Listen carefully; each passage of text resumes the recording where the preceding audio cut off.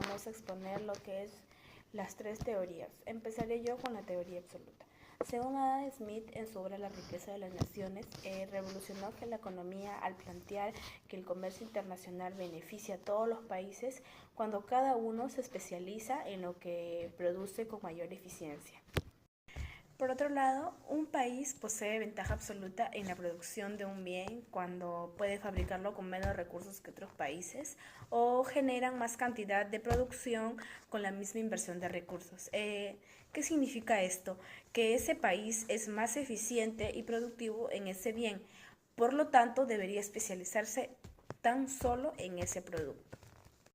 Luego de que cada país se beneficiara en los bienes que son más eficientes, deben de intercambiar esos bienes para así todos los países con el país que van a intercambiar se benefician porque cada nación obtiene productos con un menor costo que si intentara producirlos por sí mismo. Mostraremos un breve ejemplo. Por ejemplo, Inglaterra produce 10 unidades de paños o 5 unidades de vino, mientras que Portugal produce 6 unidades de paño o 12 unidades de vino. Inglaterra tiene ventaja absoluta en paño y Portugal tiene una ventaja absoluta en vino. ¿Eso qué quiere decir? Que Inglaterra se va a especializar solo en lo que es el paño, mientras que en Portugal se especializará solo en vender vino. Seguimos con las implicancias de la teoría. Empezamos sobre el libre comercio, que significa eliminar aranceles y barreras para aumentar eficiencia. La garantía mutua, el comercio internacional se beneficia a todas las naciones. Tenemos la productividad, la riqueza se mide por producir más con menos, no por acumular oro. Bueno, continuando con lo de mi compañera, les voy a hablar sobre los aportes de esta teoría.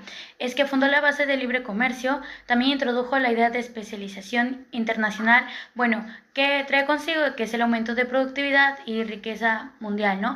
Bueno, también el cambio en la visión del comercio. Esto dejó de verse como una guerra de ganancias y pérdidas, sino pasó a entenderse más como una mutua ventaja entre los países. También, entre los beneficios de la teoría de la ventaja absoluta, es que también tenemos una mayor eficiencia global, se aprovechan mejor los recursos de cada país. La limitación importante de esta teoría es que si un país no tiene una ventaja absoluta frente a otro, este quedaría excluido del comercio internacional. Este también no se toma en cuenta la tecnología, las diferencias tecnológicas, pero ese vacío se resolvió gracias a David Ricardo junto con su teoría de la ventaja comparativa. Esto se mostró que los países que son menos eficientes también pueden beneficiarse del comercio. La conclusión es que todos los países pueden ganar si se especializan en lo que hacen mejor. Esta teoría sigue viva en la globalización moderna porque los países no producen todo por sí mismos, sino es que existen las cadenas globales de valor. David Ricardo, economista británico, conocido por su teoría de la ventaja comparativa. En esta oportunidad vamos a hablar de la ventaja comparativa desarrollada por David Ricardo. En el siglo XIX la economía mundial vivía una transformación, la revolución industrial.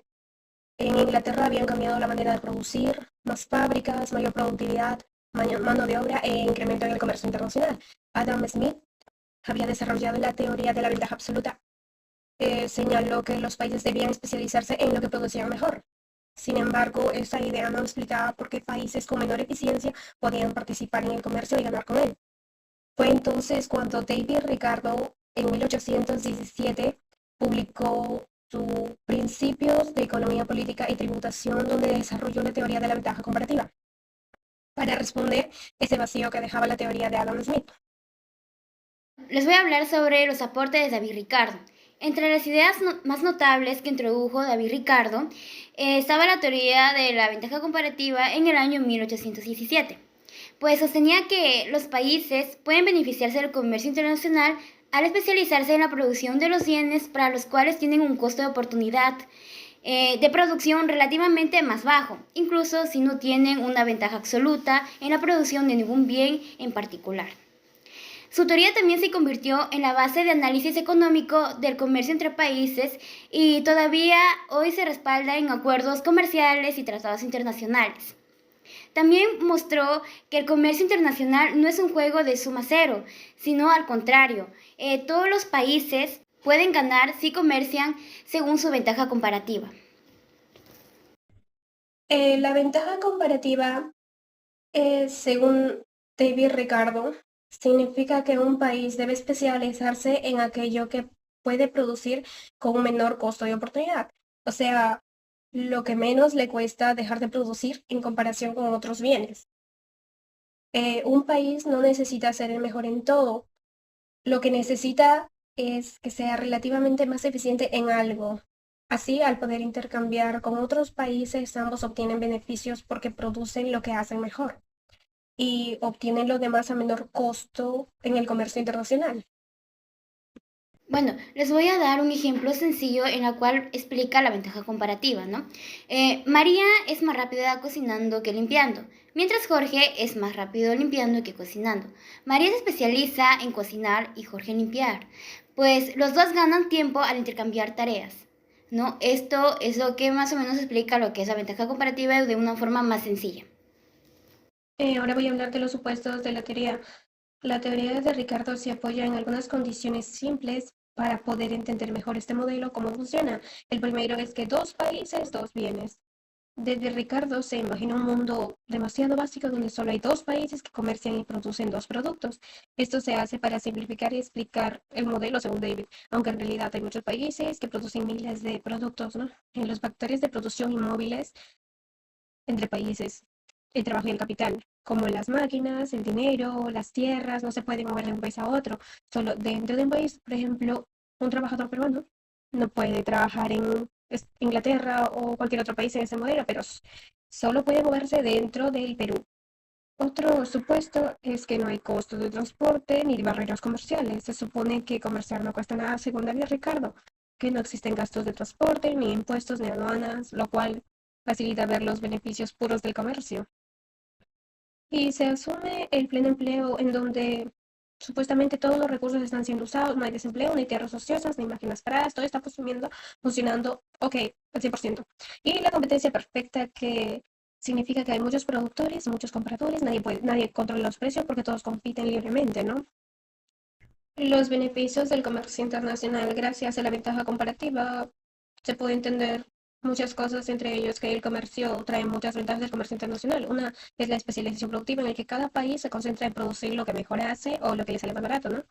Así no pierden tiempo ni recursos en cosas que les resultan costosas y difíciles de producir. La mayor eficiencia económica en los recursos como el trabajo, la tierra o el capital se usan de manera más inteligente y óptima. No se desperdician porque cada país produce aquello que le conviene más, ¿no?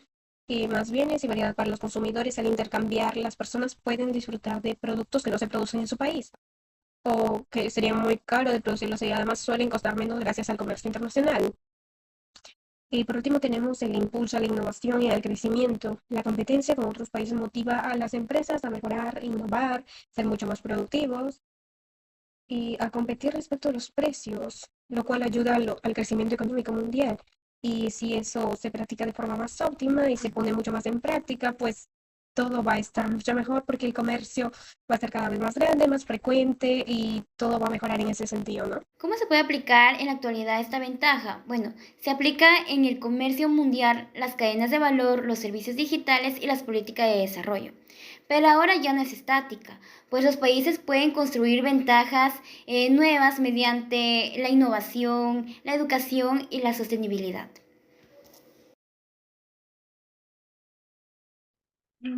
Continuando con la exposición, yo les voy a explicar sobre el modelo de la teoría de los factores, en este caso sobre lo que es el Cher-Holling. Bueno, esta teoría fue una de las teorías más importantes dentro del comercio internacional porque responde a la pregunta clave, en este caso de qué se produce en cada país y por qué cada país decide exportar ciertos bienes e importar otros. En este caso, este modelo fue desarrollado por dos economistas suecos. El primero es Eli Oxenstierna y el segundo es Bertil Bertin Holling. Exerge fue profesor y Holling fue su discípulo en este caso. Ellos observaron que los países no comercializaban al azar, sino que lo hacen mayormente en aquellos recursos o productos donde su producción es mayor, es abundante. Bueno, ahora, ¿qué significa esto? En este caso, el modelo se basa principalmente en dos factores de producción, que son la capital y lo que es el trabajo. Por un lado, indican que lo que es la capital incluye las máquinas, lo que es los equipos, fábricas, la infraestructura, es decir, todo lo que ayude a producir de una manera más eficiente.